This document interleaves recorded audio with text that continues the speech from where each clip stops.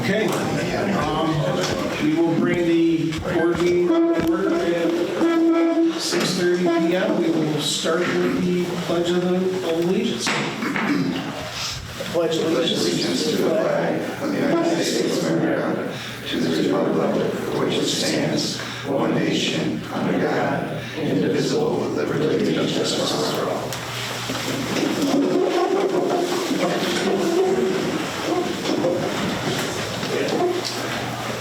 Next item up on the agenda, we have the adoption of minutes. Can I get a motion to adopt the minutes on May 1st, 2024?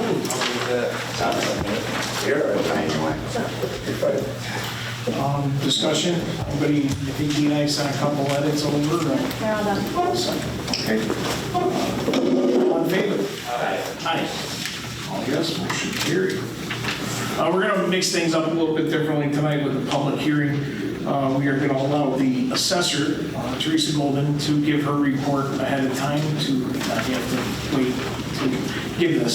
So, Teresa, we will start, let you start your assessor's report. Okay. You should have received a copy in your boxes.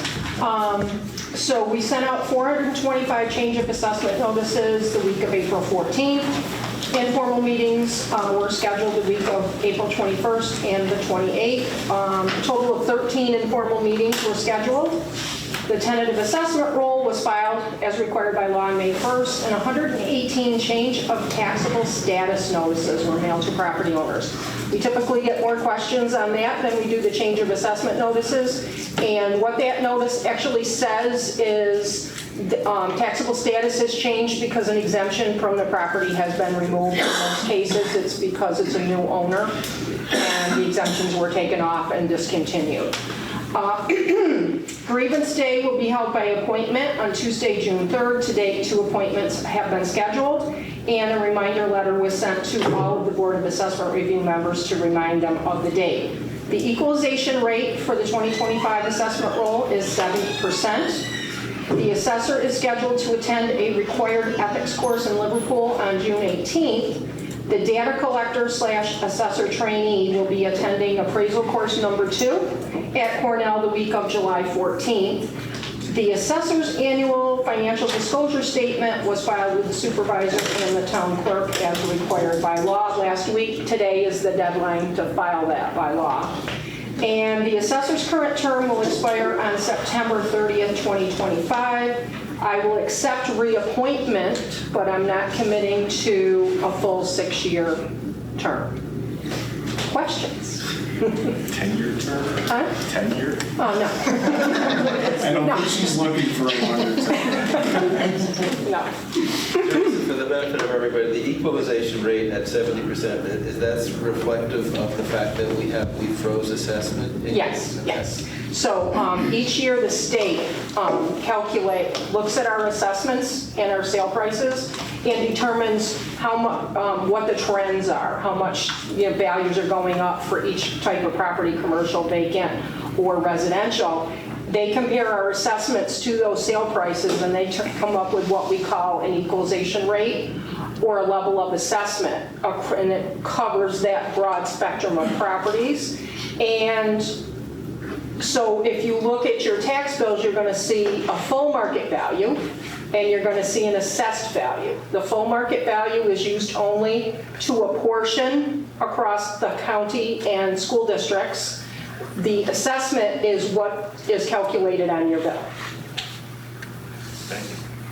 And just so everybody understands, your rebates are adjusted Because we're not at because of full the value. equalization. Yes, yes. So, now to sit and do the math, that brings the next question of when would we determine to go back to 100% valuation? When would we reassess? And would that be a difference in your rebate? If it was higher, there's a lot of moving parts in that to really say if you're ahead by us freezing assessments. Yes. Well, freezing what we did in 2020. Not maintaining 100%. Not maintaining 100%, as Yeah. opposed to maintaining 100% and getting your full rebates that Yes. you are. That Yes, you apply can't get a full value exemption if you're not a full value assessment. for. Right. Yeah. So one way or the other, there's complications. And I know, how did it go in the town of Skaneateles? Are they done? I know they. I have not heard anything. I know they did a revale this year. I have not heard anything about that. What I can tell you is residential trends for Onondaga County were 7 to 13%. That's the range for this Increase. year, for 1 year to year. Commercial was 2 to 4%, and vacant countywide was 6%. The town of Clay assesses is 2.40%, so that keeps going down. Salina is at 75%. Van Buren is also at 70, the same as Lysander. Geddes is at 49.38%, and Camillus is at 69%. There are currently only 3 towns in the county that are maintaining 100%, and they are DeWitt, Manlius, and the town of Tully. Okay. Would you accept questions from the public Sure. if they have? Sure. Is there anybody in the public that has any questions for the assessor? Okay. Seeing none. Teresa, thank you for your time, and I think what we had discussed earlier today, I know we haven't really had an assessor's report. We've talked about, we'll probably go back to doing them quarterly. Quarterly, yeah. So, Yep. Unless you need me for a special issue that you're dealing with that you need additional information on, just let me know. oh, Bob, did you have a question? Because we had the Roger Wade pilot. Did you? But we're obviously being asked to consider creating a pilot agreement for these new apartments, and I guess the question I had was the assessed value of a property, of a commercial property like an apartment building, is based on the value of the land and the property, but not the income. How does the town of Lysander assess a commercial property? An apartment complex would be based on the sales comparison approach, which means what are other apartment complexes selling for? What is the market value based on that? Of the property and the improvements. How many units does it have? How old are the units? The same way we would do the sales comparison approach for residential property or vacant land. How comparable are they? The other way that we do apartment complexes is by income. Okay. What does their rent roll look like? What are their expenses? And after you look at expenses and things like vacancy, collection problems, and then operating expenses, you end up with an income that can be capitalized into a value. With the project that they're looking at now, it's a little bit different. The supervisor and I had a discussion about that earlier today. It's not like a pilot where OCEDA does the pilot and it's under OCEDA's umbrella and it's what we call tax exempt and it's on roll section 8. That is how most of our pilots, Anheuser-Busch, Agrana, a lot of our commercial properties are that way. This particular project is a sheltered rent pilot, and there is an exemption that's applied, but it's on the tax roll as taxable. But then they're exempt.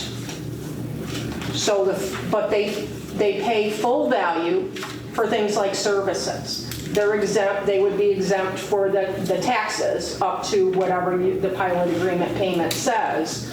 But for special districts like fire protection, water, sewer, anything that's ad valorem and not a unit charge. If it's a unit charge, it doesn't matter. But if it's ad valorem, they pay based on the full value.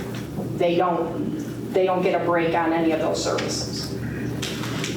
So I wonder if Teresa should be involved in our discussion of this.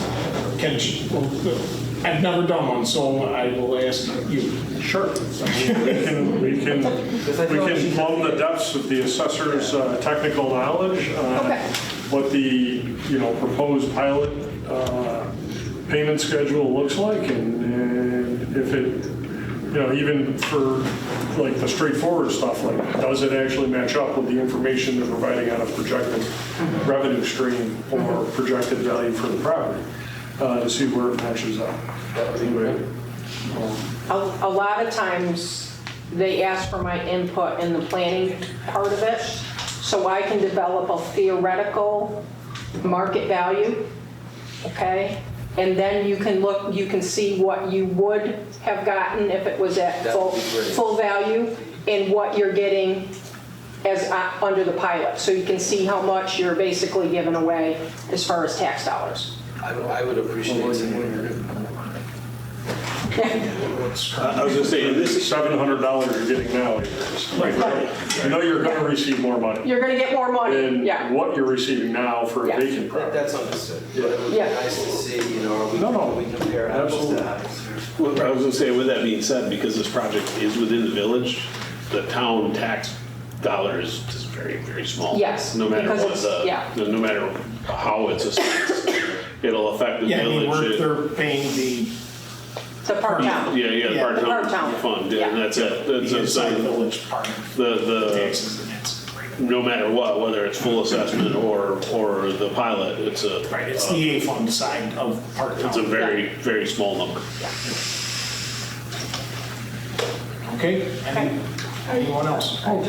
Yes. I just want to ask if we feel that a property is extremely underassessed and we brought it to the assessor's attention, is there a certain time frame or something that things get handled? In other words, you know, when do you go out and review all of the properties at the same time? How do you handle the assessments? Okay. Because we are like totally, you know, if you feel that someone else who has multiple businesses running on their property and they're still paying what they were 10 years ago, and this is a fact, why have they not, why has their assessment not increased, but all of the households have? In the same area, and it's a very small district. So I'm curious how Well, that we haven't done any widespread assessments since 2022. That's the last time we did 100%. Okay. And that's why we're at 70% equalization rate, because we basically dropped 10% over the last 3 years. And typically, in this case, the 425 change notices that we sent out were for a variety of reasons, but the majority of them were for change in business use, physical changes to the property, you added something and your assessment went up. In the case, if you feel that there's an assessment that's out of line, either, I get them both ways, high side, low side. If you bring that information to the assessor's office, to my staff or myself, the next time when we evaluate, right now, everything's done. The tentative roll has been filed, and the only people that can change a value now are the Board of Assessment Review on grievance day. So if you report something that we weren't aware of, it will be put in the file. I already have some for next year already that we go ahead and we verify things going forward. Because we have to be able to defend that value regardless of which way it goes, up or down. Okay, thank you. Okay? Sure, thanks. Thank you. Oh, if that was it, thank you, Teresa, for your presentation. The next item up on the agenda is Melvin Farms, and should I let them give a presentation before I open the public hearing to talk about the changes? Okay. Open the public hearing, make your presentation part of the record. Okay. And this public hearing, just so the public knows, was adjourned on May 18th of 2023. So we are just reopening the public hearing from the 18th. Can I get a motion to reopen the public hearing on Melvin Farms letter of intent? I'll second it. All in favor? Aye. Aye. Motion carried at 6:44 PM. The public hearing is now open. Julia, if you'd like to give a presentation. I do have some of the maps and information on the board in case if you're looking off the letter of intent, I could go to the page if you wanted to. Okay, thank you. Just let me know.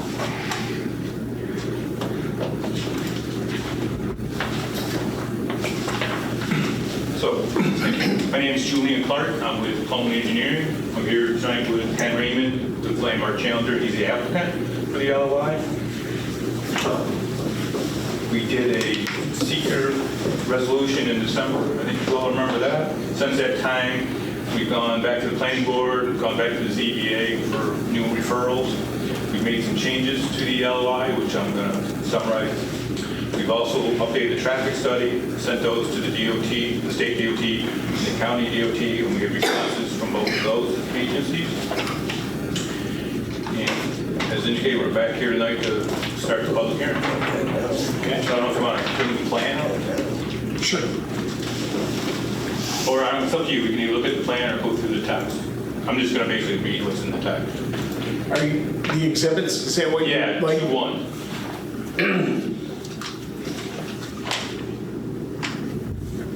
No, let's go by that. Oh, That one right there.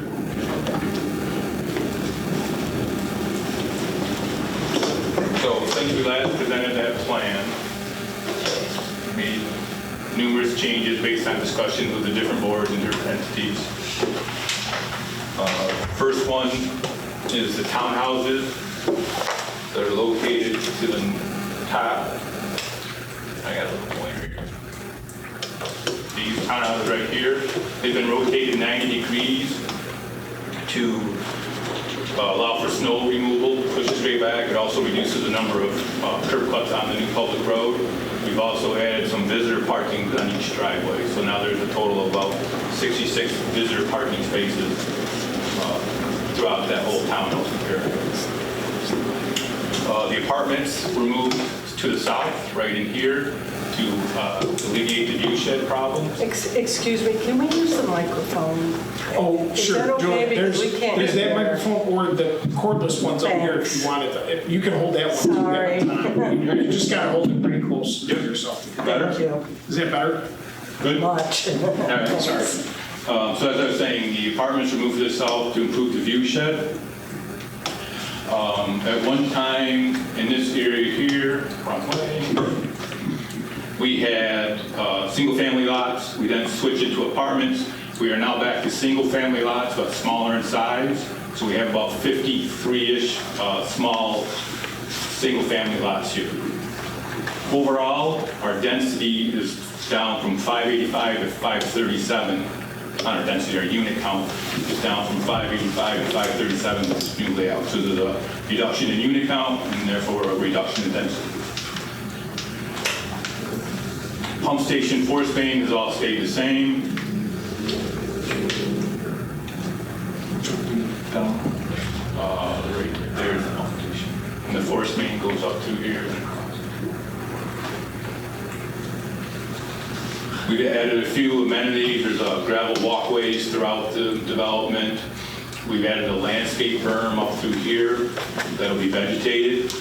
We're also going to, as part of the grading and development, these lots furthest to the north are going to be, we're going to grade 3 feet from existing grade to lower those houses down 3 feet from what they would be if they just sat on grade. And again, this is going to be done to improve the view shed. We are also having a surveyor go out and get some updated topographic shots along that road. And he's going to put together a new view shed rendering that we presented previously, taking into account the 3-foot lowering of the houses and the landscape berm.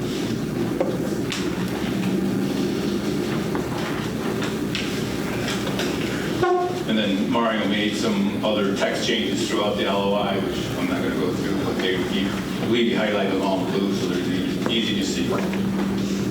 Just so the public understands, the LOI is available online. And all of these items that I have here are all part of the online packet, and it has a separate notice where all of those items are in case people want to view them.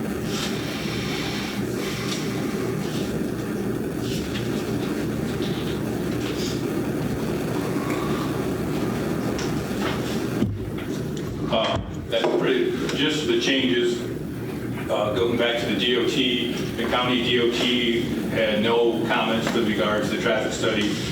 The state DOT was in general concurrence with all the proposed mitigation. The one exception being they would like to see some turn lanes here at 370 and Hayes. So that will be incorporated into the final design.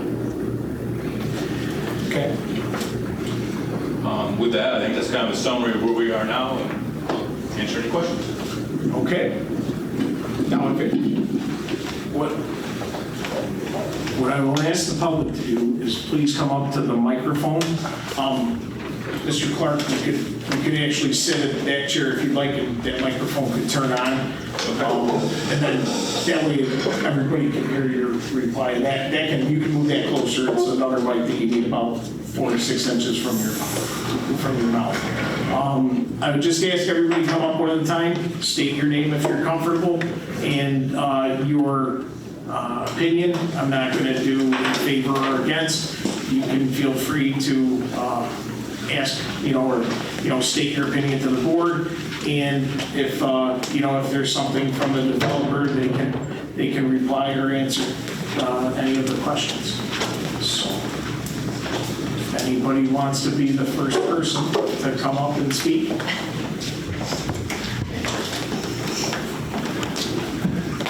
Joe Barbary, Superintendent, Ballinsville Central School District. And I'm here obviously this evening to share with the town council board that from a school district perspective, obviously we support growth. We support growth in our school community, residential and or business, new construction.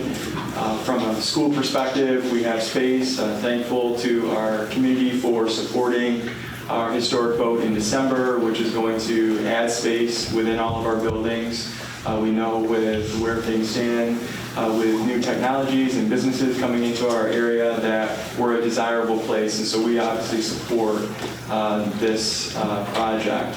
Additionally, we've been waiting since approximately 2021 when we were initially told that the sewer connection was tied to this project. And as many people know within our school community, voters approved a project in 2021 to add or to connect to a main sewer line out of Palmer Elementary School. Palmer is one of our schools that it's the only school in the district that has septic system, and it is aged well beyond its years. And so at this point, we're limping by, and we obviously have a need for connection to a sanitary sewer. We know that this project and some of the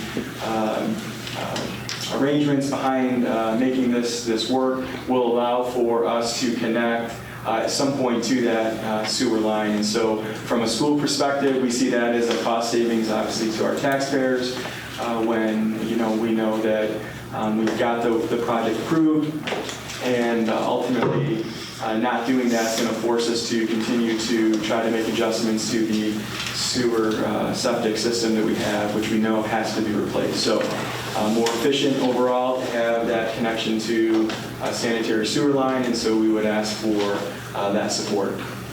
And do you have an estimate of what it would cost the school district if you had to stay with the septic system with the current codes and regulations? What I can tell you, not off the top of my head, we can get that over to you. I know we've had conversations, and if I brought Tiffany, she probably can cite. Yeah, and I just informed Mr. Barbary today that this meeting was occurring, but my expectation was you probably send a letter. Yeah, and we'll do what we can to support. We do know that we've had a recent study done, and it's well beyond its age, and it would take a lot to replace. And we know that obviously connecting to a main sewer line is going to help reduce, from our perspective, the ongoing costs that we see with septic systems. And for those that don't know this, our line actually runs across River Road, and it's actually on the other side.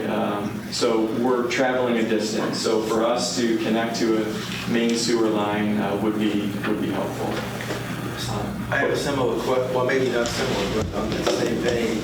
Joe, do you have a sense of, let's say the plan as it's presented to us happens, how much it's going to cost you to connect? So we had in the project that was approved in 2021, I think we were earmarking around $1 million for that. We certainly recognize that was 5 years ago, so there's increased cost. We're thankful that when we do the capital projects and we put them up for voter approval, we include all of our buildings. So we have flexibility in the $242 million project that we just recently kind of approved by voters that if costs escalated, obviously we should have the ability to do that. We're anticipating, I know, obviously working with the town engineer,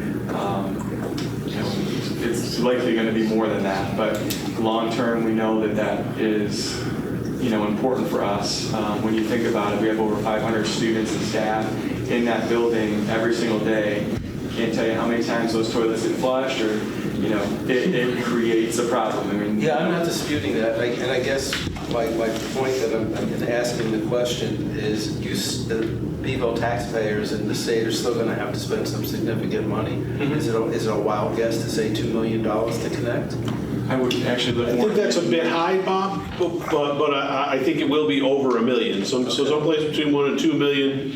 The advantage of the way the state funds capital improvements is it's not all on local taxpayer dollars. So that's the big advantage of the school district funding the gravity connection from Palmer Elementary to the intersection of Hicks Hayes and 370. So locally, it's 25%. Is that what we pay, or is it more? Our age fluctuates, but yeah, on average, you could say, around 25%. It's going to be a little bit less than that, but to play it safe. Okay, that's a good way to look at it. My question would be, if this gets built, we know if Bike Pride gets built, people may use Hicks Road to go to River Road to go to 31. And I've heard from numerous people over on the peninsula about the traffic and parents waiting to pick up their kids on the sides of Hicks Road.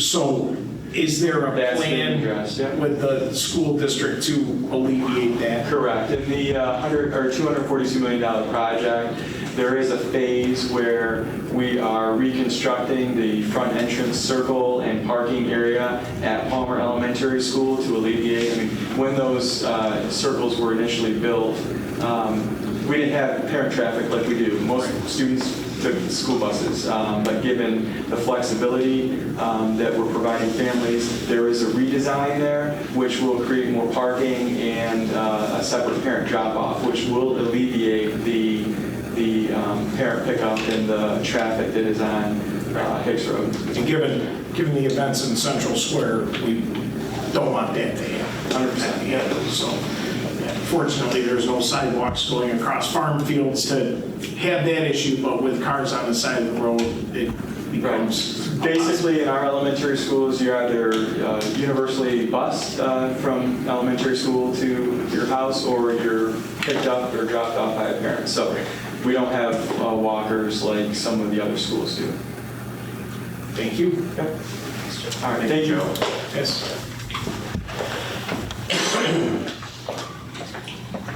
Is there anyone else in the public? Feel free to come up.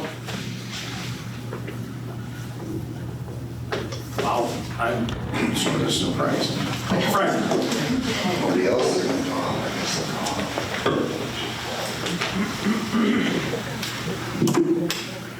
Fred Birch, Plainville Road. So my first question is, did the town board successfully submit a notification to the Baldwinsville Messenger regarding the open public hearing? Yes.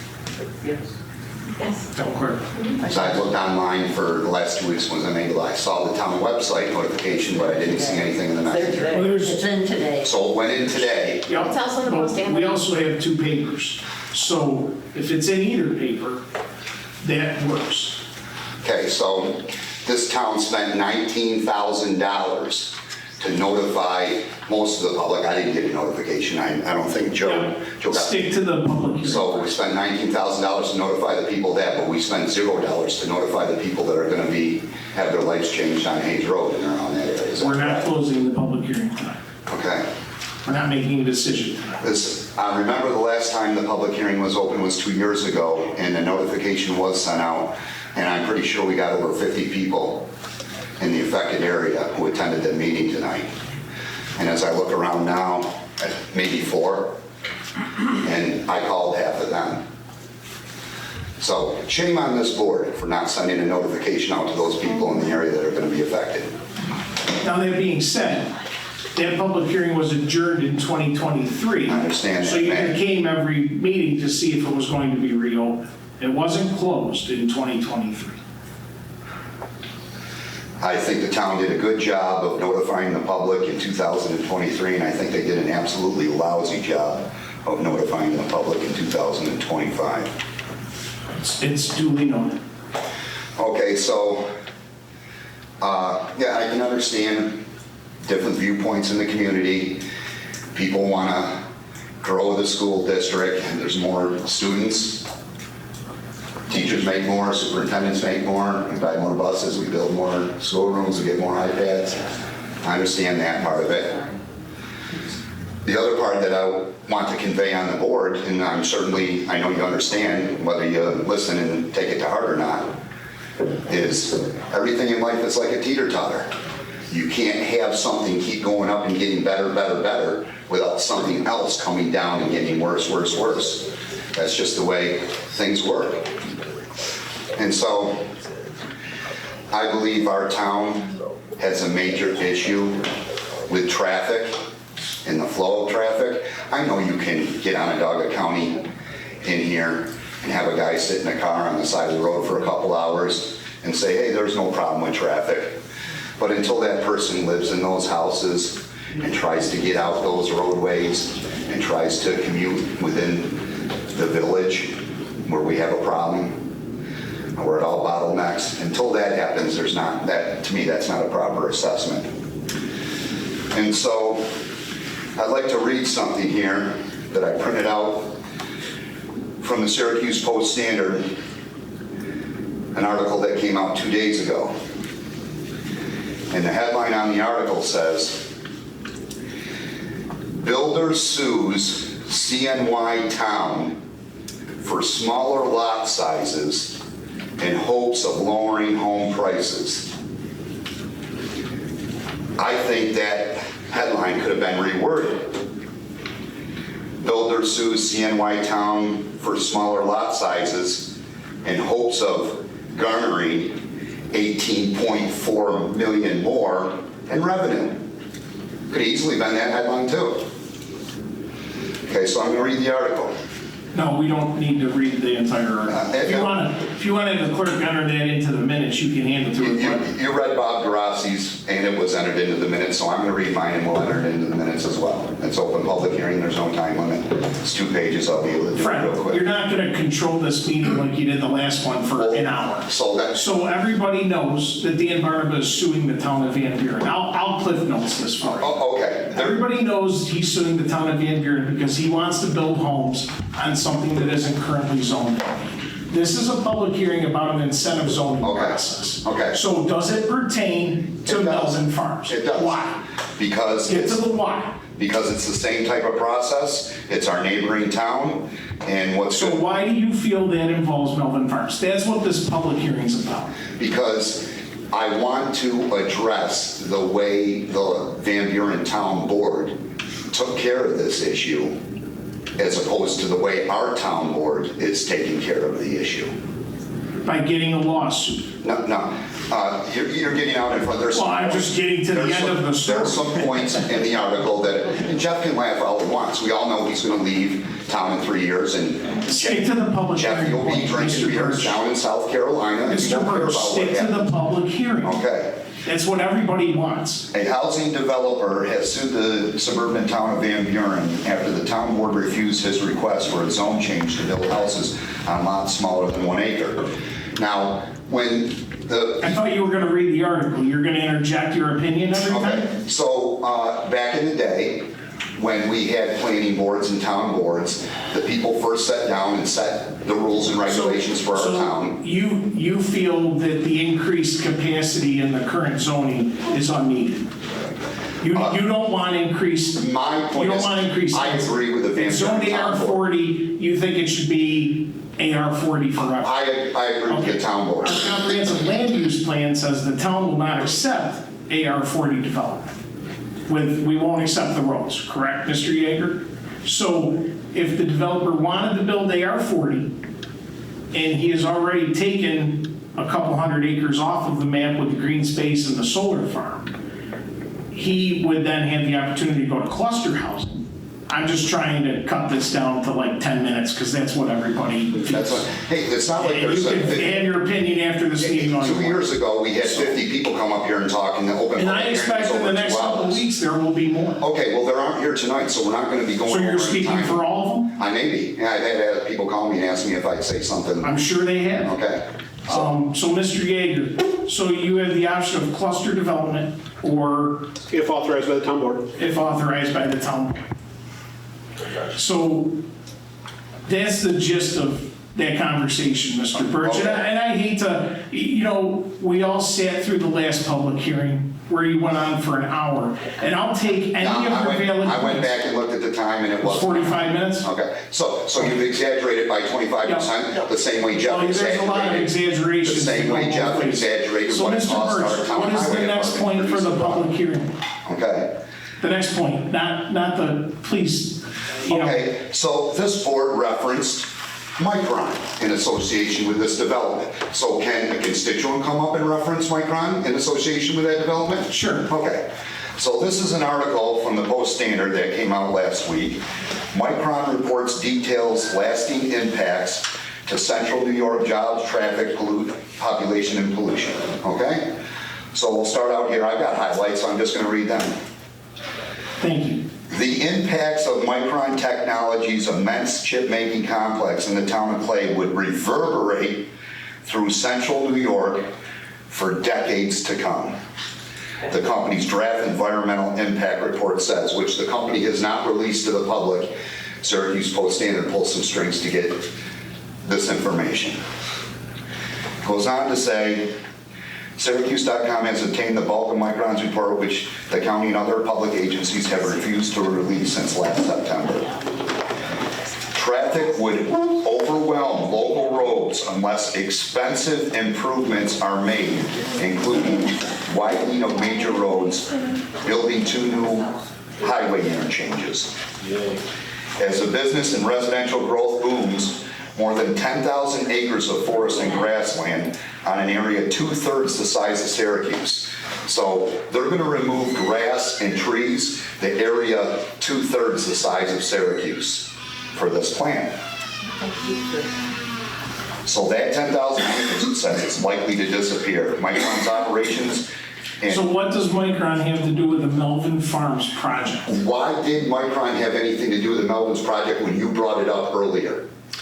But I would get to the point when I got up to the mic. Well, But I wasn't just going on reading an article for Okay. 7 minutes. Well, I would like to read a couple of the statements in there and then get to my point. Is that Make your okay? statement. That's what a public hearing's for. You don't need to Oh, make you're statements for not allowed to read others. something off from You reference for public could statements. email this in. What is your Couldn't have point? Bob DeRossi emailed in his manifesto instead of having you read it at the meeting? Fred, please, just get to the point. Okay. Why won't you let me have my time so I can do my Fred, point? I will let you have your time. Okay, thank you. I People appreciate get that. up, they make their point. They talk about traffic. We've talked about traffic 2 years ago. So in other They've words, talked about anybody too who has many something to houses. say about traffic tonight, don't bother getting up here I and would saying. also ask them to say we've already noted it. So they could go on to the next point. If they Okay, have so something there additional are to say points about in the this traffic. article that haven't been noted regarding that I would like to reference. Is that okay? It has everything because I'm going to make a comparison of what towns are doing to mitigate the pollution and the traffic problem that we aren't doing. We're just going to go and plop another bunch of housing on there and that many more cars, and we're not mitigating it in any way like the other towns are.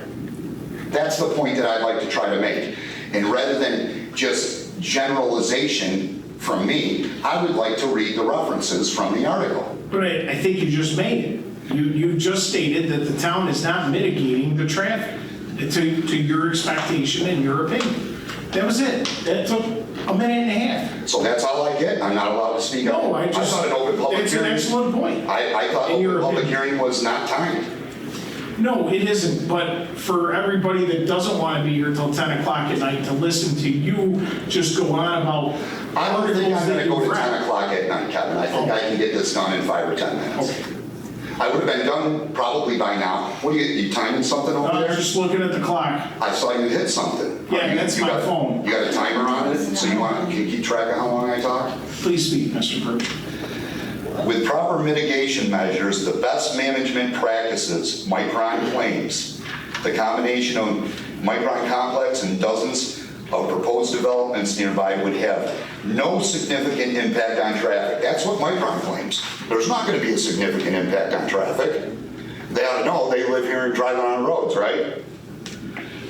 Electric and natural gas supply, forests and grasslands, streams and wetlands, climate change, air quality, emergency services, solid and hazardous waste disposal, among others. So Micron is trying to feed the public a bunch of BS, that none of those things are going to be affected by that plan. We all know that's wrong. That's false. That assumes the public picks up the tab for the roads and utilities like water and wastewater that will accommodate Micron's outsized potential impacts. Micron also makes a number of pledges that are short on detail, such as researching ways to reduce toxic chemicals in the processes. So they haven't released any details of how they're going to take care of this and control any of that. What does that have to do with Melvin Farms public hearing on the project that's in front of us? It has reference to that and what we're doing in our. That's okay, let him continue. He said he could get it done in 10 minutes. The entire complex, including utility buildings, offices, would cover nearly 1,000 acres on a nearly 3 times bigger than the state fairgrounds. So what you see at the state fairgrounds, this complex is going to cover 3 times that. So that's going to be a lot of concrete, a lot of cement, a lot of runoff that we don't normally have right now. The complex will require 11,600 parking spaces, which is more than Destiny USA offers. In his mind, it has something to do with The building and operation of the vast Micron factory complex would generate unprecedented surge of traffic, particularly in the towns of Clay, Cicero, and Lysander. So many cars and trucks would use local roads that most intersections would experience gridlock without major improvements. So building Micron there and having all that additional traffic is already going to hamper our town, and that's not with additional building new homes or apartments or anything like that. That we already know we have a problem with the traffic flow there. That's why that's important. The company has proposed widening routes 11 and 31 and building new access roads from 481 to Micron campus and 31 to Codney Road. So the company says it isn't going to be that much more traffic, but they're already suggesting widening those roads from 2 to 4 lanes.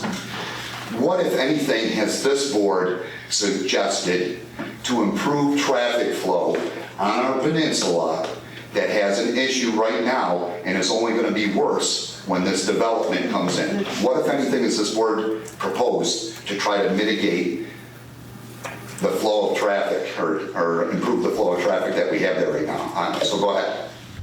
I think I indicated they're going to. So a turning lane off from Hicks onto 370, but nothing on 370 itself, nothing on 31. Not improving any of those things, not having turn-off lanes into any of the developments that we have out there.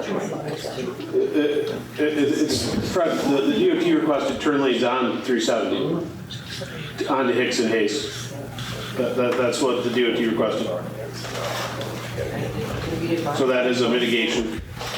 This Micron facility is going to use as much electricity as the states of New Hampshire and Vermont added together.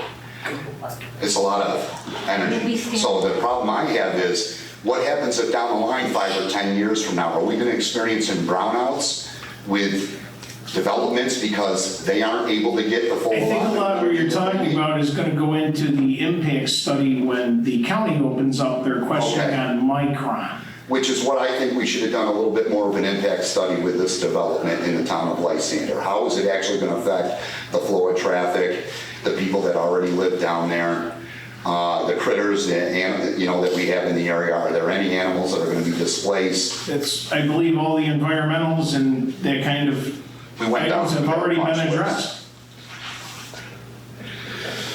In this article, the Post Standard says all of these things assume that the public are gonna pick up the tabs for the roads and the utilities like water and wastewater that will accommodate Micron's outsized potential impacts. So we're gonna have increased taxes for the privilege of that company coming in there and building out and stripping down the land and building out. It's gonna cost us. So, just so you're aware of it, in case you didn't see, Micron also makes a number of pledges that are short on details. Such Fred, this is the public hearing about the Melvin Okay. Farms. Okay. What does this have to do with the Melvin Farms project? I mean, I'm gonna have to ask the deputy to have you step aside because you're not staying on point. You're being a little bit ridiculous. No, Okay. I'm not. Okay. Because if you look behind you, if I ask for a raise of hands, I'd probably have a majority saying that they agree with that. That doesn't mean anything to me. I can do that on a nightly basis with stuff that this board does. This is the project. This isn't Micron in front of you. So get back to your point. You didn't even come up to Van Buren and their issues with the development. I'm coming up to it. Okay. The town board unanimously rejected Barnaba's request in January following a public hearing where 17 local residents spoke against it. So 17 individuals in the town of Van Buren come to the town board meeting and express their feelings against that. And you know what the town board did? The board voted no in response to opposition from neighbors, the lawsuit says. Okay, so the town board in Van Buren listened to the people that came up in front, 17 people. Correct. Okay. So let me address that. This is an incentive zone. So there is an opportunity for a developer to show us something that's increased in density. I think the project in Van Buren is AR40. He's asking for a zone change, I believe. So that is apples to oranges on what we're presenting here. Before that property down there became accessible for club, what was its zone before that? Same Let's as it see, now. transfer of AR40. development rights for 10 years before that died?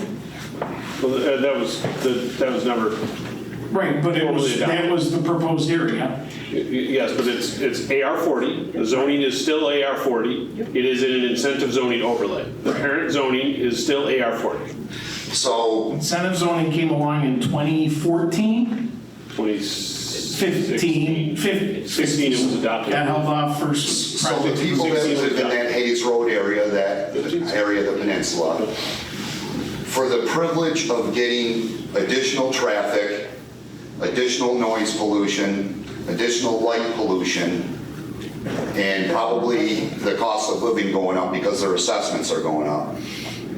For the privilege of that, we're going to get the dense housing according to the club, because the club makes that available. So those people. That's the decision a majority of the town board would have to make. Well, you're going to make that decision. You're going to vote 4-0 on that decision. We all know that. I don't know. We all know that you're not going to pay attention to what the taxpayers have to say. Your opinion. So, okay. Don't tell me how I'm gonna vote. The supervisor in Lysander, at the time, Vanderwater told Syracuse.com that the board members were strongly influenced by the public comments. When it comes down to hearing our residents at a public hearing, we have to take into consideration, she said, they vote us in office, they can vote us out. Correct. My number one priority is to listen to our residents. I'd like to ask this board, via a show of hands, is your number one priority to listen to the residents of the town of Lysander? I'm not going to raise my hand. You're not going to because you don't have the cojones to do so. Oh my God, that's rude. Fred, Is that, are you done with your comments on the public hearing? Okay. No? I think he needs to go. No? So, this board, here's what I got to say about that. About Melvin Farms? Yep. Time after time, Lysander residents have seen and experienced how our government, you guys, are more responsive to their big money donors and people who live outside our community than the will of the everyday people and voters who live in our town. So you've shown that before, that you're more interested. I have. Yes. Okay. You show that you're more interested in listening to people who don't live in our community or donate money from Onondaga County into our community because they want to push an agenda than you do the actual residents who reside in our town. Is that fair to say? If you want to say that, it's your right. So it says your shirt. Well, you could give me some examples of how I'm wrong. Don't be correct.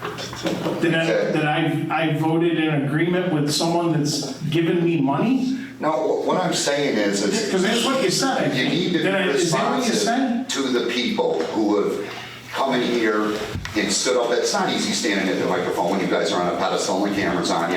You got a guy with silver bracelets behind. Not too many people enjoy that. But, so if they do, you ought to at least give them the consideration to listen to what they have to say. I have. Dozens and dozens of people have come in here and expressed why they're concerned about that large development in that area. Absolutely. Have you taken it to heart? Yes? Okay.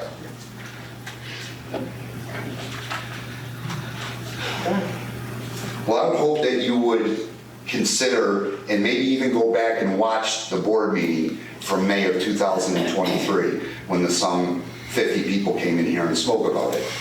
And, you know, one thing I'd like to say is people tend to think that corruption only happens in Washington, D.C. But really, it's happening right here in our own backyard. Not one individual, Fred, is this about the Melvin Farm? not one individual that I'm aware of has come up to this microphone and said, oh, this town needs a lot more apartments, and we need more dense housing down on Hayes Road where we already have a problem with traffic. I've never seen anybody come up to the microphone.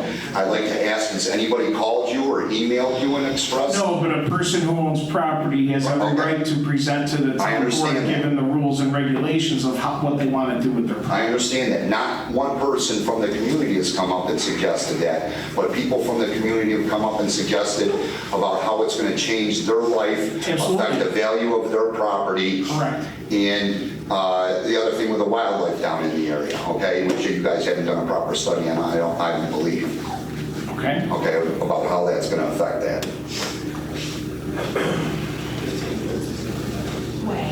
Since you said so. You're done.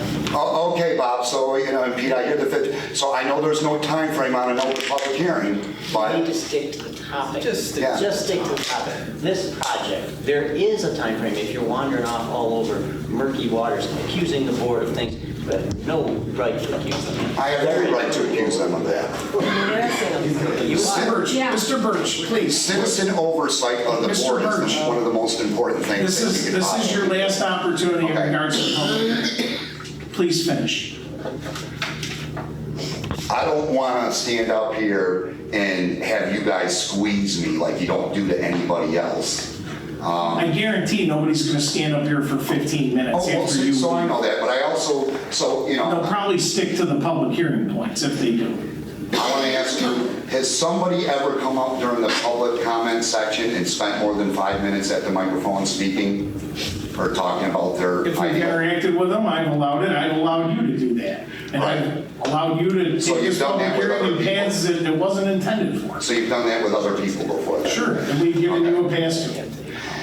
Can you remember anybody else that spoke during the open public hearing where you tried to squeeze them down and say, hey? Fred, is this about Melvin Farms? No. This is not Melvin Farm. Okay. Yeah, shut them down, okay, Jeff. Jeffy, okay, Jeffy. I think Jeffy's, too many Ozempic pills have gone to your head. Okay, Fred. Yeah, it's true. You like to borrow some? Pam Sebastian, 3682 Gage Road. Hi. Yes. The only thing I want to say, I'm not for or against this project at this point. I don't know a real lot about it. I sell real estate, but I haven't really picked up on it. I have other things occupying my time right now. So I just want to say that the only thing I know how to address right now, and I wasn't here for the initial public hearing, so it's traffic, because all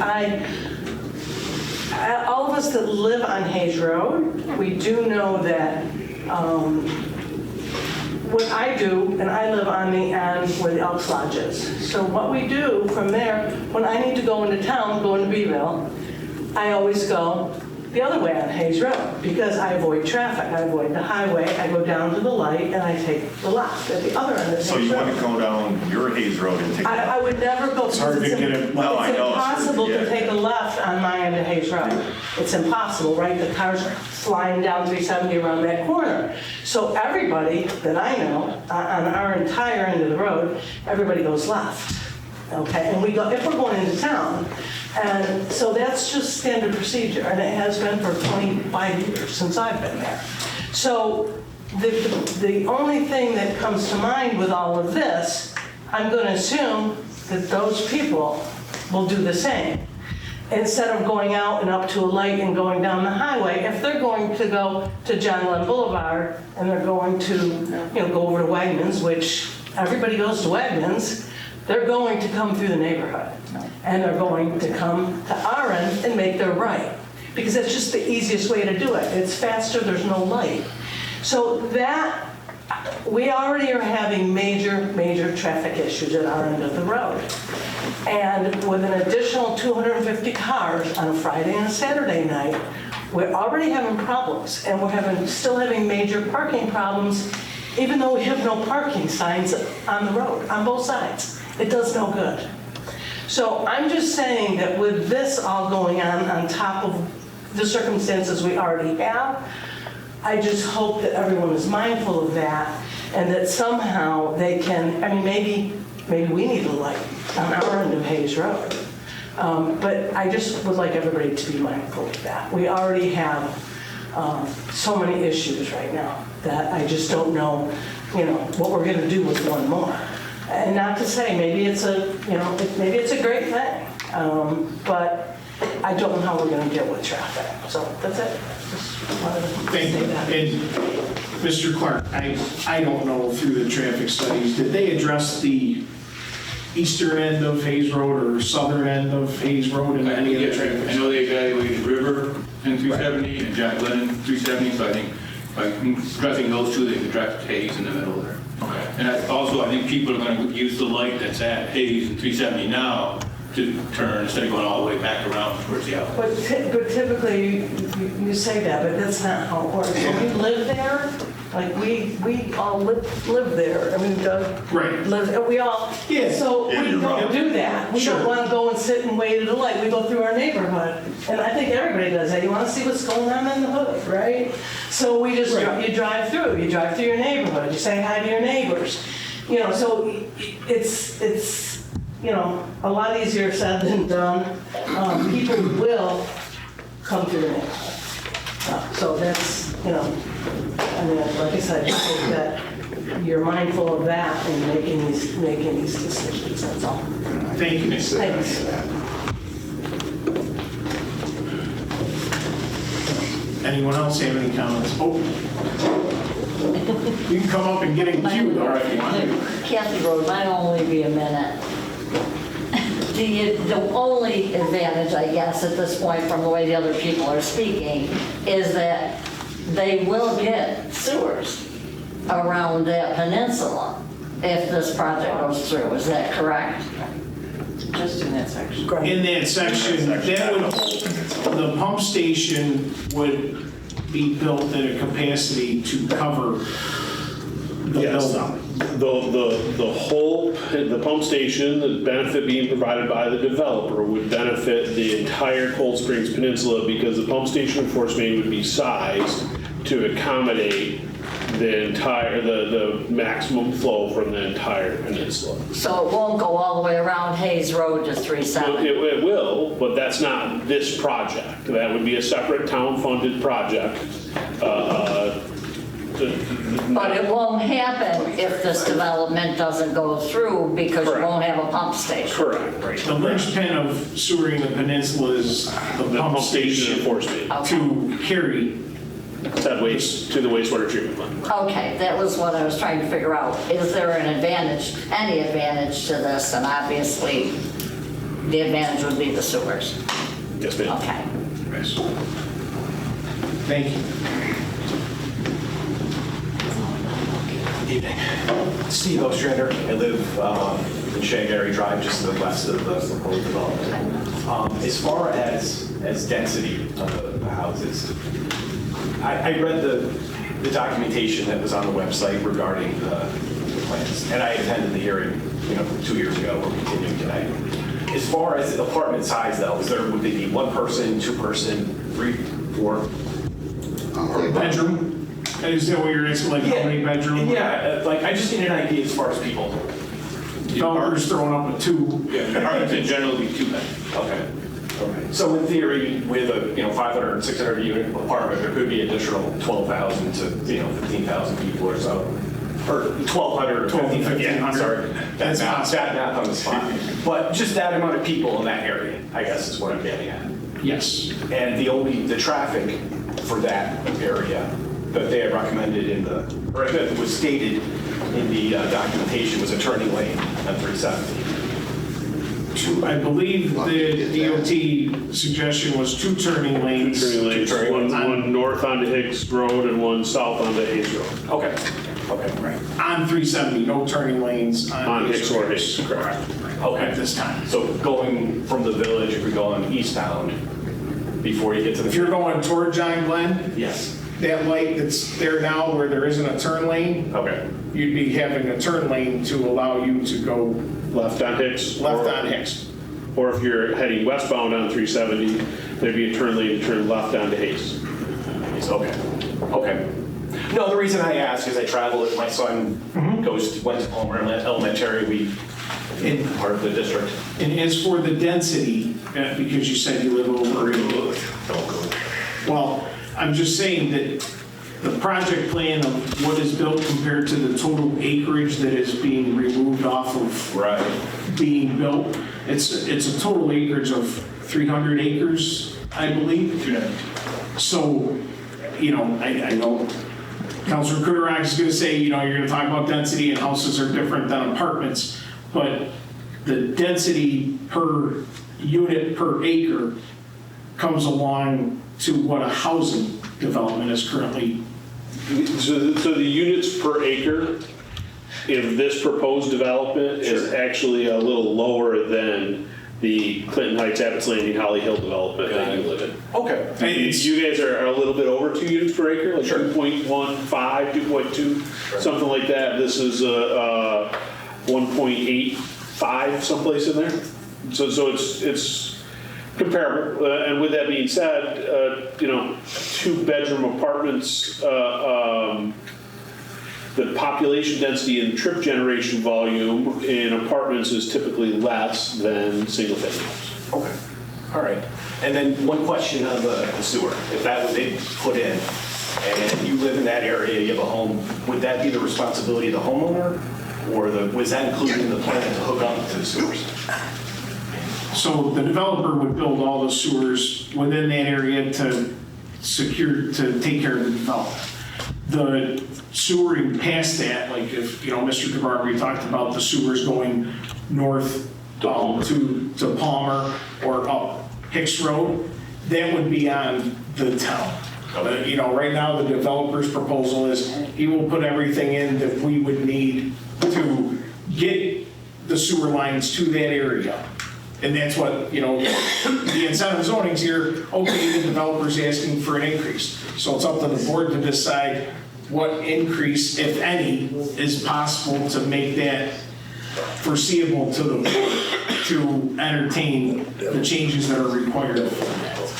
Lateral connection would be the responsibility of the homeowner. The private property. Yeah, that's kind of what I'm That's what you're looking for. So the connection from your house to the main that's going to be in the right of way in the street will be the responsibility of individual homeowners. I'm sorry, I thought you meant the... No, I mean, going up the road. I was kind of wondering, but I guess I should look at connections from the ones the town put in to the home.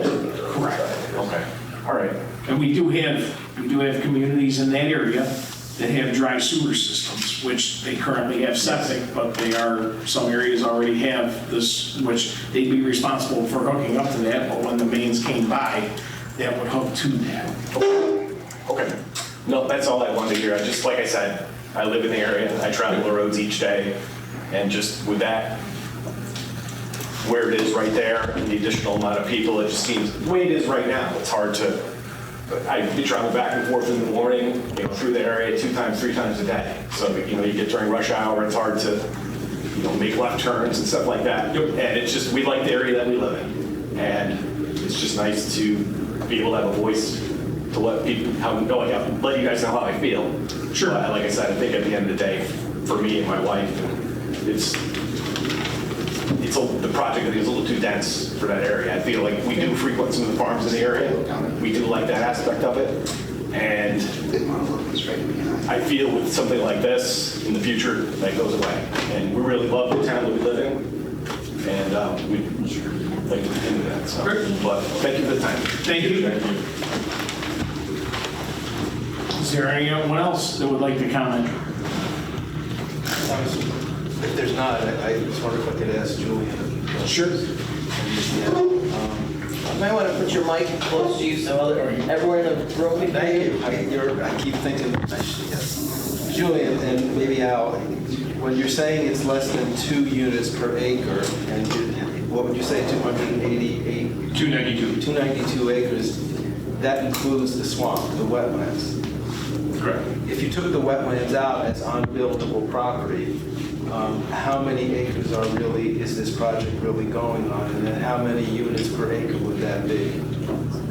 And so 163 remaining acres, that'd be 3.3 units per acre. So I think that's important because I'm making sure everybody understands the question I asked, because you can't build on that wetland.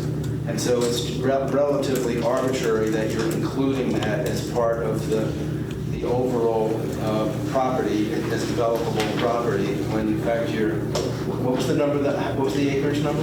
163. 163. Okay, so that's really 3.3 units per acre.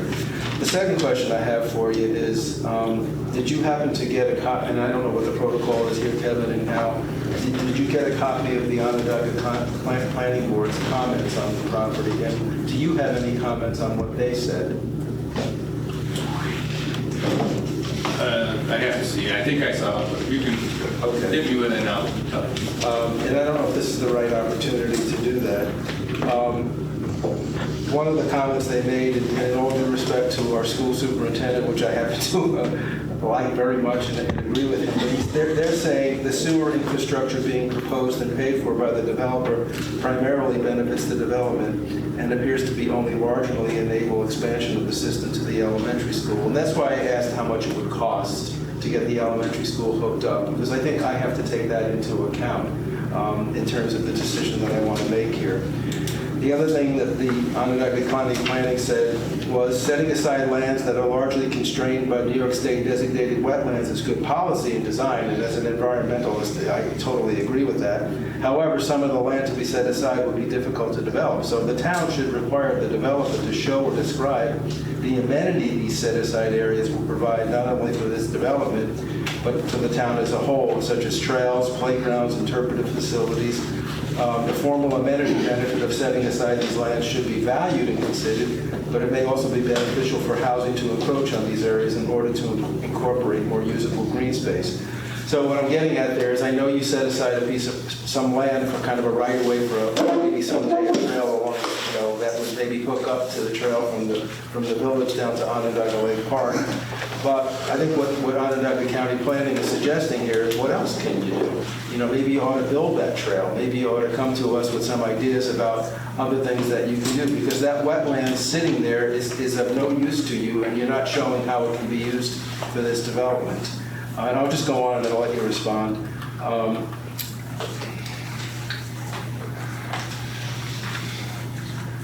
I think that was probably, let me just see if there's one more. Okay.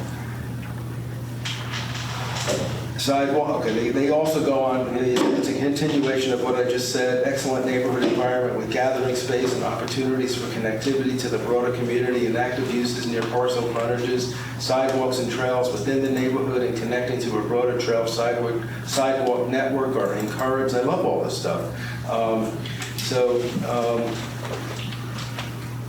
The town is encouraged that's us, to explore how this development would enhance planning for a greenway trail along the Seneca River. because we're going to get one chance to do this, folks. And that trail, would ultimately go from our village, our town, down to Onondaga Lake Park, and that's part of the Lake Loop Trail System, which connects to the Erie Canal Trail System. Golden opportunity. And your piece, your development is one little cog in that. And so I think what I'm hearing here is it's a dense project, and I'm going to use, and maybe I'm not being fair, I'll be willing to be challenged on it, but I'm going to be using the number 3.3 in my head in terms of how much density is actually in that development for the acres that can be developed. And I'm not satisfied, at least yet, that there's enough amenities being offered to them in the way of how some of that green space and undevelopable property might be able to be used. Thank you. That's it. Do any other town board members have any comments? I don't.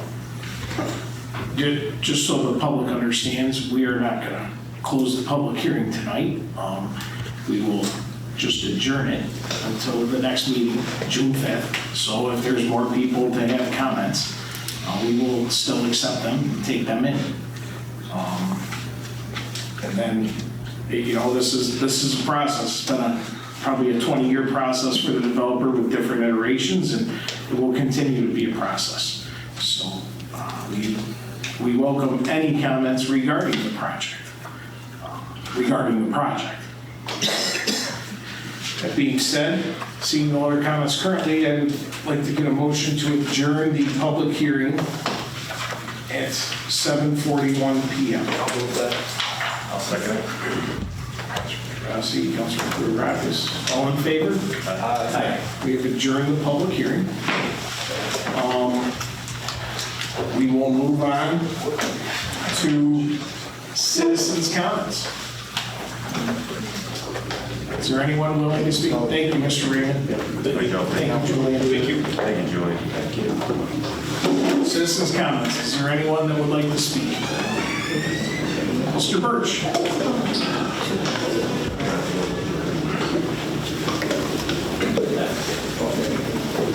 Can this board guarantee to the citizens that currently live down in that affected area in the peninsula, can this board guarantee that you're not going to traffic in gentrification? Kevin, could you explain that to Jeff so we know what it means? I don't even know what you're talking about. Okay. What it means is, obviously, when you come in and do that type of building down there, assessments are going to go up around the outside of it. We froze assessments, right? I think Teresa stated that residentials have gone up anywhere from 10 to 17% yearly, where commercial, which is what an apartment would be considered, has gone up 2 to 4%. Say like in my neck of the woods. I don't know if you get the math on that, but that means they're not going as fast as this. I understand what you're saying. Say, let's pick Dingle Hole Road where Mr. Garassi lives. It's Jarossi, not Garassi. Oh, no, I apologize for that. Okay. And it's road, not roads. Okay? That's fine. Okay? Okay, what? People can call me whatever they I'll want. get it right when you get it right. Mr. Birch, please. So when people come in and build, and they build a house, say you live in a $200,000 house, and you get a house that's $450,000 built to either side of you. You eventually get a notice in the mail from the assessor's office saying, hey, we've increased assessment in that area due to buildings being built. We got that notice in a couple of years. I'm not saying that we have, but I'm saying, can you guarantee that that won't happen to the residents that live Can't down there? guarantee anything. So you could possibly, by Can't guarantee I'll making be this here decision, tomorrow. right, you could possibly, by making a decision, voting to go ahead with this, that you could price people out of that neighborhood who have been living there for a long time, maybe not. I believe I'm priced out of the town of Lysander on my salary currently. Is that a proper reference to making to what I'm speaking about? I don't know. Okay, I wasn't talking about sales, I'm talking about what the people have gotten used to that have lived there for the duration. Sure. Some people are living in homes that their parents parents and their grandparents used to live there, okay? And so it's going to be a drastic change for them as far as can they even live there. I think a better approach for the town would have been to contact or have some rapport with these people to see, would you be interested in this large development coming your way if there was an opportunity to reduce your costs for hooking up to a proper septic in the future? And if he had some rough measurements to give them what it would cost them to fix something on their own versus jumping on the bandwagon with everything else. Would you be in favor of having this change if it could do this for you in the end? I'm thinking, I don't know for a fact, I've knocked on a lot of doors down there, but I think a lot of people would be like, no, I'd rather take care of that myself if and when it's needed, as opposed to having that type of development come down to this area of town. And I'm not saying, hey, I'm not trying to stop somebody or somebody from developing their property, but there's a reason why people that used to sit in the chairs that you're sitting in 30, 40, 50, 60 years ago made those decisions regarding the zoning in our town. They wanted our town to look a certain way. They didn't want it to be a Bayberry. We're going to turn that peninsula in our town into the next Bayberry, and it's going to happen on your guys' watch. And I know you don't care about it that much. Some of you will be relocating, so you're not going to be staying here in the town for the rest of your life where you have to deal with nasty people saying stuff to you when you go to the store or the bowling alley or whatever.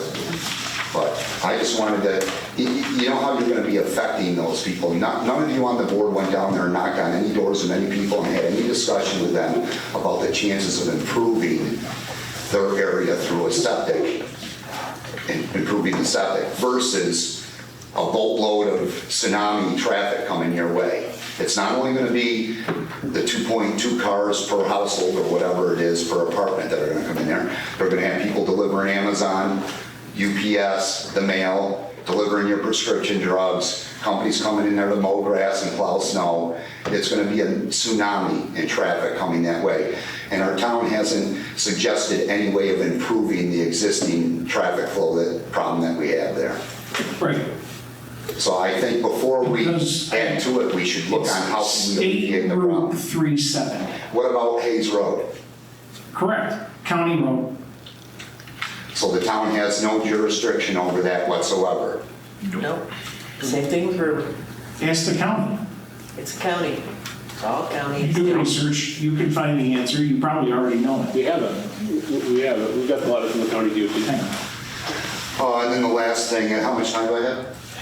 About a minute. Okay, the last thing. I remember Mr. Garassi's speech there, and he was talking about the spokes going to the hub and the outer wheel, and how wonderful it would be if people could walk down 370 15 feet in front of somebody's bay window on their way down to Long Branch Park so that they could go to smell the beautiful smells around Onondaga Lake. Wouldn't that be wonderful? Well, my prediction is that's never going to happen. Appreciate your time. Thank you. Thank you. Does anyone else have anything to say in citizens' comments?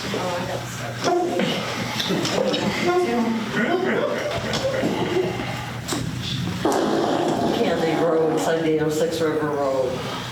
I'm sure that the last board meeting when Mr. Birch spoke, I'm sure that one of his comments was directed towards me because at the question and answer session that we had at the town that night, I mentioned that I had voted in the town of Lysander for 40 years. And during that time, I never saw the highway supervisor position opposed. So when you voted in November, you didn't have a choice. It was whoever the Lysander Republican Committee put on. Now, in the last meeting, he brought up that I believe Mr. Parrish opposed Ken Speedak or something at one time and ran on the conservative line or whatever. I said in the 40 years that I voted, I did not vote and was not here during that election. So if you think I misrepresented or lied what I said, I did not. It was not during the times that I voted. And so I just wanted to set the record straight that what I said to my knowledge is true. I was not here. And I was not here for the previous 3 elections for the highway supervisor. And I think you could settle this whole thing if any highway employees want to get up here and say that the last 3 elected supervisors were great, and you wish they had run for re-election. I didn't hear that. I was gone, but I didn't hear that for the years that I was gone. And, you know, it's a gamble either way you go. I'm not saying that you shouldn't elect. I'm not saying that you should appoint. What I'm saying is that you have someone running this year that I believe should run and should probably have it because he's qualified. But what about 4 years from now? Are we going to be back to like the last 3 elected highway supervisors went? This isn't about just now or about this person. It's about the future. And I don't know how I'll vote because you're gambling either way. You're gambling that every election somebody qualified from the town. Huh? Everybody qualified somebody qualified from the town is going to run, or you're gambling that whatever town board up here is going to hire someone and appoint someone who's qualified. This town board has shown you they've had 2 opportunities to appoint, and both times they've appointed a qualified person. That doesn't mean future boards will. So it's a 50-50, it's a gamble either way you go because it's the future and nobody knows the future. Thank you. It's the same way with the board members. Thank you. That's true. Is there anyone else that would like to speak to citizens' comments? Seeing none, I will move on to town board comments. Start with Mr. Moore. All right, that was entertaining. All right, so for starters, I do want to thank everybody for coming up here and speaking, and everybody who's watching. And usually, you know, I try to save your time, unlike some individuals. But I do have to make a comment here. If you're going to come up to this mic and take the opinion of an author of another piece of paper discussing a project in the town of Clay or in the town of Van Buren, and then take that opinion and make broad statements like, you know how we're going to vote, it takes all your credibility away. Nobody listens to you except you, because your statements are outlandish. They're ridiculous. If you want to be taken seriously, be a respectful, serious person, and don't invent stuff because you're in front of a camera. It's not really that glamorous. So, you know, people, we hear them snicker, we hear them laugh, we look at them, we're looking at the audience, and they've all had it. Now, I don't, as I said, I don't very often say this, but it's the truth.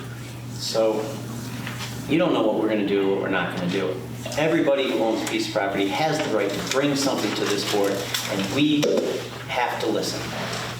And we do listen to the people out there in the community as well, especially if they're not coming up here fabricating lies about random stuff that just drives the audience out of here. The very people that you have said year after year, why aren't more people coming to the board? Well, we know the reason. We can notify them with a flyer. We know the reason, and it's people coming up here saying ridiculous things. Sorry for wasting everybody's time. Thanks again for coming. Councilor Drossy. No comment tonight. No comment tonight. Okay. Supervisors' comments. A couple quick things to attend to. Memorial Day Parade, Friday, May 30th at the Village. Starts at 5:30. It's a Friday night this year. There's a great service after at the Veterans Monument. So feel free to attend that also after attending the parade. Town Hall will start summer hours on June 2nd, which is a Monday, through August 29th. The office hours will be 8:30 to 4:30.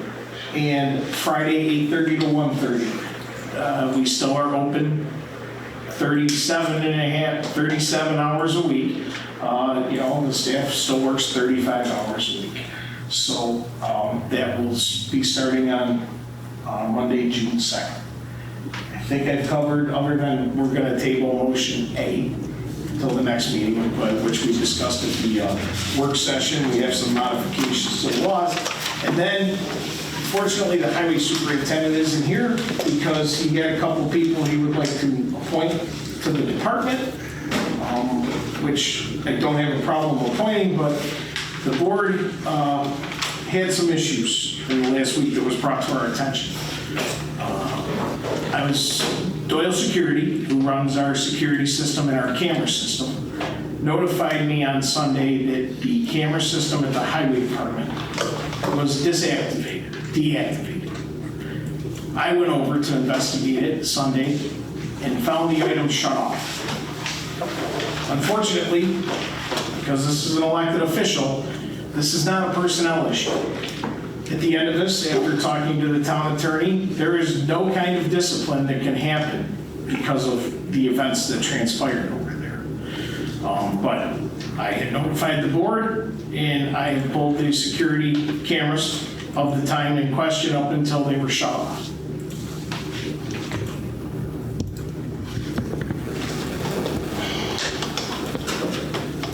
I have two pieces of footage here. This is at 11:08 a.m. And this is our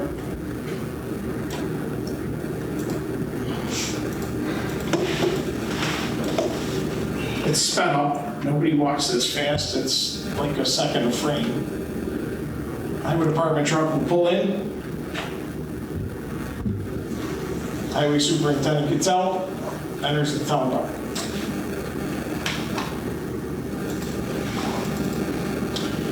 This is our internal office that is locked by either a key or a security pass.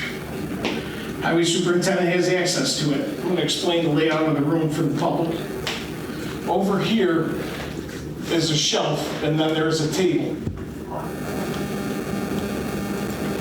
The security system has to be shut off, the camera system has to be shut off physically. A power disruption will not shut the system off. Our current highway superintendent has a discussion.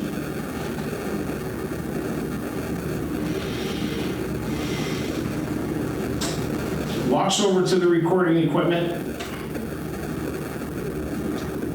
and that is where it ends because it was shut off. There was no discussion with me about shutting the cameras off at any building by the highway superintendent. It was never brought to my attention. It was not approved, but he's an elected official, and unfortunately, there's a trust there that that system sat there on an open shelf and was tampered with and shut off. So I was hoping to have the highway superintendent in attendance to answer the reasons why, but he is not here. I had asked him to be here tonight. I have no idea why he did or did not attend. It's disappointing. That camera system was installed last October. To the dismay of some employees over there, the camera system was put in for the sole purpose of security and safety and insurance purposes. In case anything was to ever be stolen, a fire was started, we operate that facility. It could be operated 24 hours a day, so we like to make sure our materials and equipment are maintained or not taken or used or abused. I'm going to leave this up to the town board. Unfortunately, there's an empty seat, so I don't know the answers. But I have no trust in these actions. I since went over and turned it back on because it should be on. Does the town board have any comments? Yeah, I mean, obviously, it's very disappointing, and if it does happen again, we'll just have to make it in a secure cabinet, right? I've already talked to Doyle about putting a cabinet over there and having it locked up. Good. Was that before or after executive? That was after. I've had discussions with Doyle all week. Oh, Oh, that was well after. All I could do is echo what you're saying, Kevin and Jeff. This is disappointing. I mean, you don't work as a team by doing things without telling the other part of the team what you're doing or why. I agree, it is definitely disappointing, and there should have been a reason, we should have had a conversation. I don't know why this happened. It is unfortunate. I mean, there are certain consequences, maybe not as swift or as quickly as perhaps we would want. There are definitely consequences, but it shouldn't happen. And you know what? If this were an appointed position, there could be consequences. Right away, we could say, wait a minute, what if somebody got hurt on site and there was an insurance claim and we had no idea, no footage? No, and I go over to pull the footage, and there is none because it's been shut off. Right. What if it happened somewhere else? I work in a school. What if I took it upon myself to shut off the camera systems in my school? What would happen to me? What would happen to anyone? In any business where there's cameras. my first question is why? Why are you turning off the cameras? What are you trying to hide? That's a good question, too. That's the question. What are you guys trying to hide by unplugging something? Right, that's the main question. And this is not something that happened within the last few days when I was notified. This was off for a time. It took a while for doing it. This wasn't, hey, I forgot to tell you, I did this. I'm not gonna give the distance of time for our own safety and security. But, Mr. Herkler,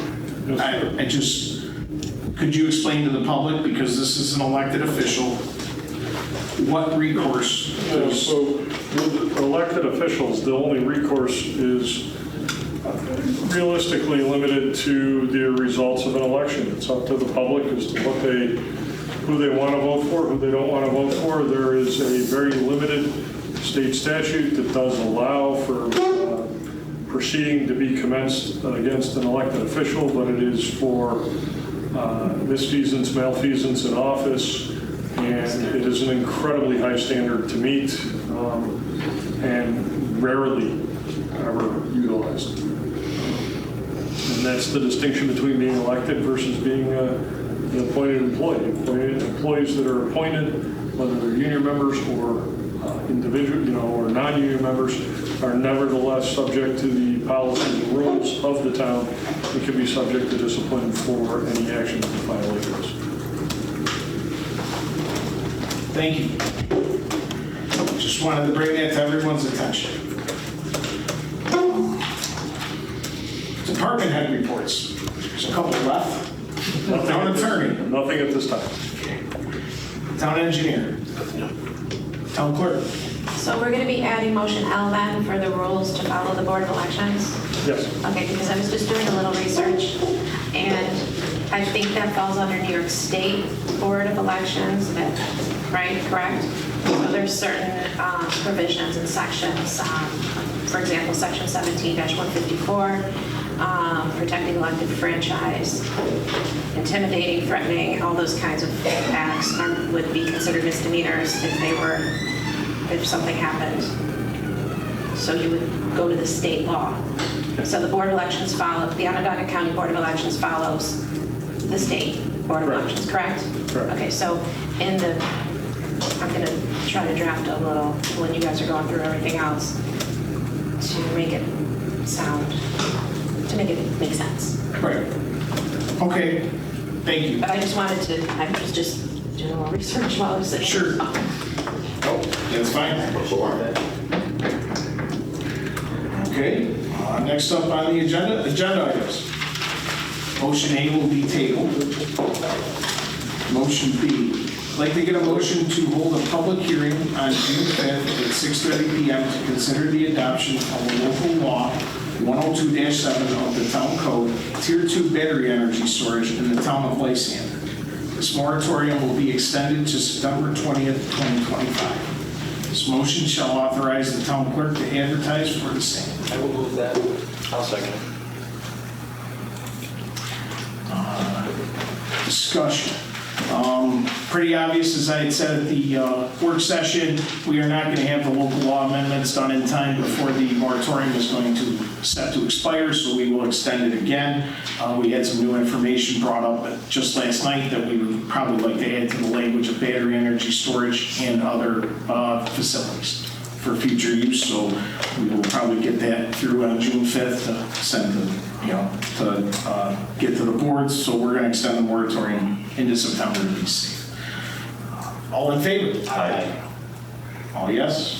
Aye. Motion carried. Motion C, I'd like to get a motion to hold a public hearing on June 5th at 2025 at 6:30 PM to consider the adoption of a local law under Article 29 to extend the moratorium on solar farms in the town of Lysander. This moratorium will be extended to September 20th, 2025. I'll move it. I'll second it. Discussion, same as the previous. All in favor? Aye. All yes, motion carried. Motion D, I'd like to get a motion to appoint Rexton Kierkegaard as summer aide in the Parks and Rec Department at a rate of $15.50 per hour with a starting date of May 11th, 2025. I'll move it. I'll second it. Go ahead. Councilor Moore, second. Discussion, these next couple people on the agenda, D through H, are all attendants. We can see it. Oh, I'm looking at the wrong agenda. Yep. Sorry. You threw D and LWRP, correct? Okay. Motion, let me revise. Motion D. Let's go back. We get a motion to authorize the town supervisor to sign the Greater Baldwinsville Local Waterfront Revitalization Program Agreement between the town of Lysander and Barton of Lejudas. I'll move it. I'll second it. Okay, discussion. This has been 6 years in the making almost. We finally have the LWRP agreement. Van Buren is back in. This is between the Village of Baldwinsville, Town of Lysander, and Town of Van Buren. Town of Lysander's lead agency, so I'm the lucky guy who gets to sign. We will finally start probably having meetings in June or July and get this ball rolling. We have a lot of great people on the committee, and I think it will be, when we finish this, will be a great addition to the Greater Baldwinsville community. All in favor? Aye. Aye. All yes.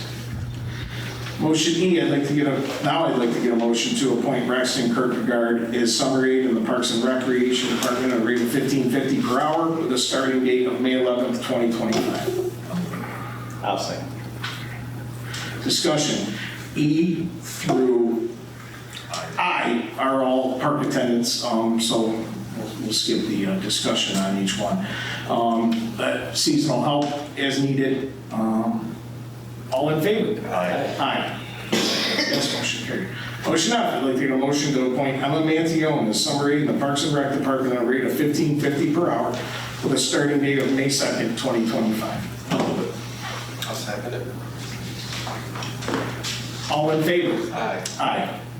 Yes, motion carried. Motion G, I'd like to get a motion to appoint Liam McCombie as summer aide in the Park and Rec Department at a rate of $15.50 per hour with a starting date of May 2nd, 2025. I'll second it. All in favor? Aye. All yes. Aye. Motion carried. Motion H, I'd like to get a motion to appoint Julian Panabianco as summer aide in the Parks and Rec Department at a rate of $15.50 per hour with a starting date of May 2nd, 2025. I'll move it. I'll second it. All in favor? Aye. Aye. Motion carried. Motion I, I'd like to get a motion to appoint Noah Pendergast as summer aide in the Parks and Recreation Department at a rate of $15.50 per hour with a starting date of May 2nd, 2025. I'll move that. I'll second it. All in favor? Aye. All yes, motion carried. Motion J, I'd like to get a motion to appoint Ephraim Almodovar as supplemental laborer in the highway department with an hourly rate as per the union contract with a starting date of May 5th, 2025. I'll move that. I'll second it. Discussion.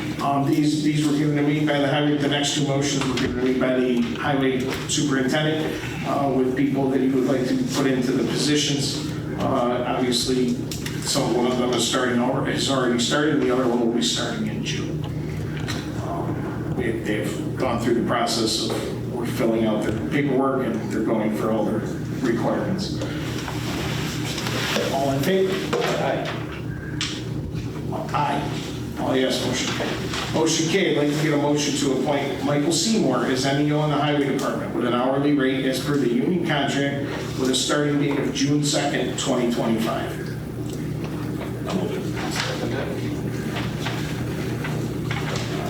Discussion, as I said before, we were given this by the Highway Superintendent. All in favor? Aye. Aye.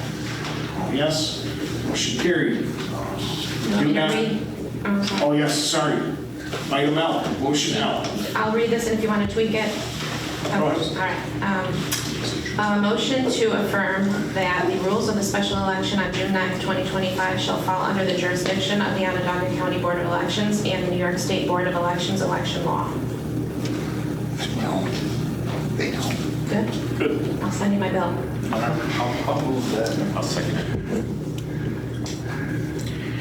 Okay, discussion. Thank you, Mr. Birch, for pointing that out in case we missed it.